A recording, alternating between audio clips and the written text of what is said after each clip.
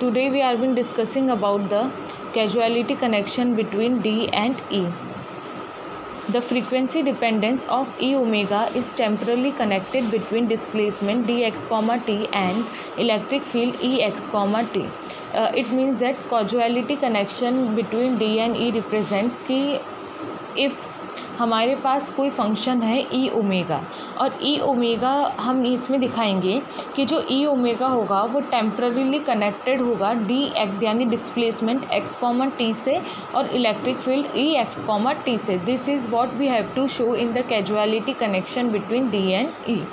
If monochromatic component of frequency related by if we have a frequency omega, then कैसे लिख सकते हैं हम dx omega equals to e omega and ex omega, as we have been already know that कि value of displacement vector d is epsilon e. So from this equation we can write dx omega equals to e omega ex omega. Equation number 1. Fourier integral is written as, what is Fourier integral? Here Fourier integral changes time function into frequency, okay, and inverse Fourier integral changes frequency function into time. So we have Fourier integral अगर हम लिखेंगे तो D x comma t we write as 1/√2 pi minus infinite to infinite D. Now time variation changing into frequency variation. So D x comma omega e की power minus iota omega t and d omega.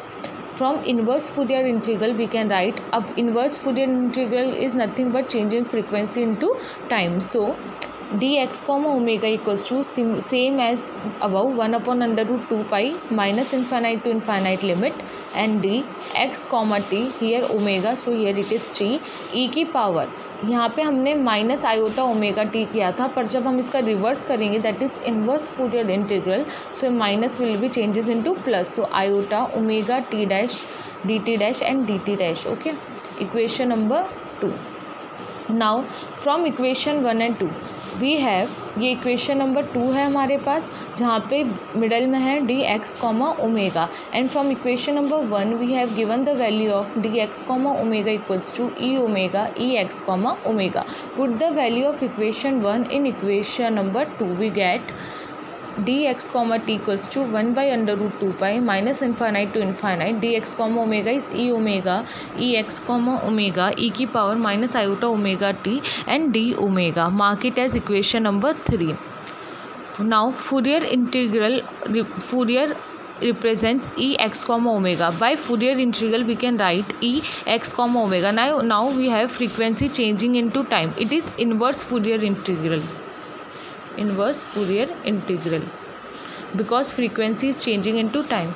So dx omega equals to 1/√2 pi minus infinite to infinite e x t dash e की power iota omega t dash and d t dash. Equation number 4.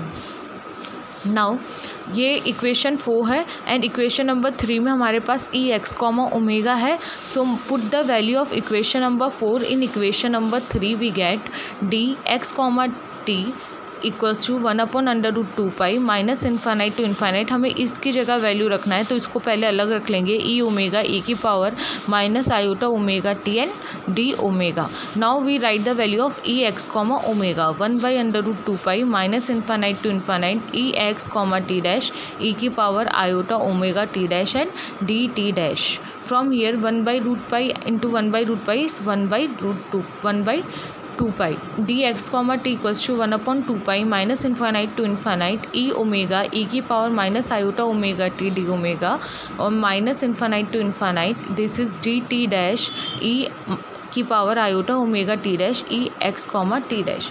We have double integration term. Okay, here we have two integration. The first integration is respect to the frequency and the another integration is with respect to the time t.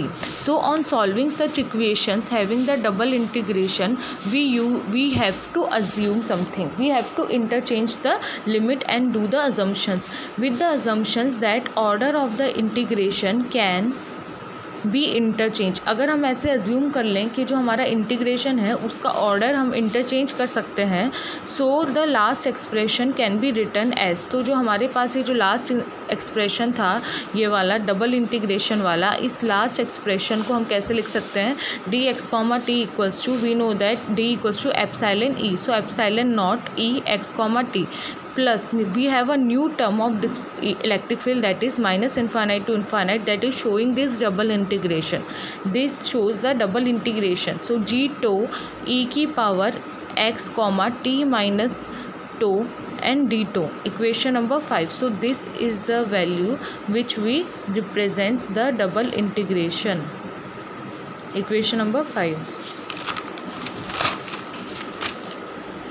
Now where g2 is the Fourier transform, किसका Fourier transform है g2, x e chi e epsilon chi value is epsilon omega upon epsilon naught minus 1, because we write na chi e equals to epsilon r minus 1 and epsilon r is nothing but epsilon omega upon epsilon naught, as we know that chi e equals to epsilon r minus 1 and epsilon r here nothing but epsilon omega upon epsilon naught. ठीक है, तो जो g2 होगा वो Fourier transform होगा chi e का. So g2 can be written as 1 upon under root 2 pi minus infinite to infinite e omega upon e not minus 1 e की power minus iota omega d2 and minus iota omega 2 and d2, equation number 6. From equation 5 and 6 gives the known local connection between D and E. हमने जो equation 5 लिखा है and equation number 6 लिखा, this both the equations shows the known local connection between D and E, in which D at time t depends on the electric field. जहाँ पे जो D है at time t वो electric field पे dependency show कर रहा है.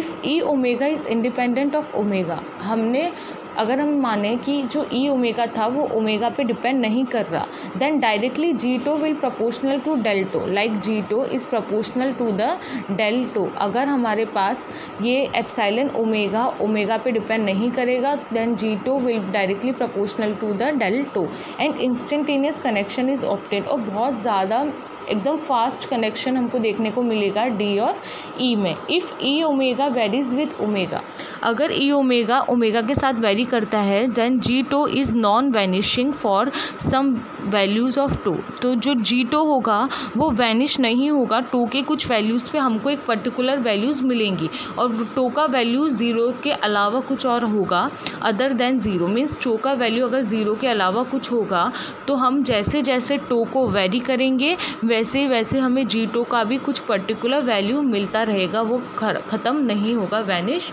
नहीं होगा.